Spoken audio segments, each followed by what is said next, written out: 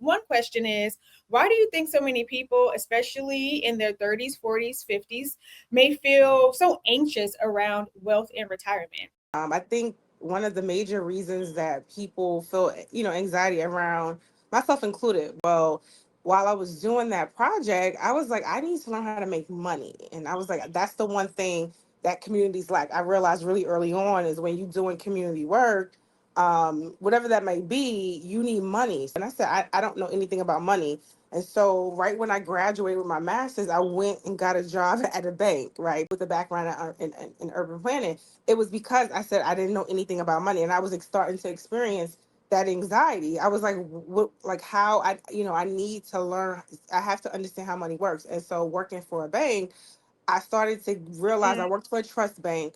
And so it was at that time I was like, okay, there's a lot to it than just, depending on sort of external sources for money.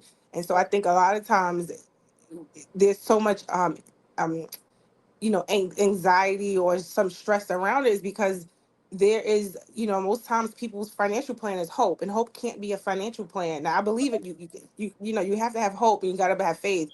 However, that is not a financial plan, right? And the way I teach my clients is, you build wealth, making sure that your foundation is set, and that's through properly structured whole life insurance. And I think, for me, that relieves a lot of the stress because it's guaranteed, right? If you buy more liability, I mean, you buy more assets than the liabilities, you'll be wealthy. And the question is, how do you do it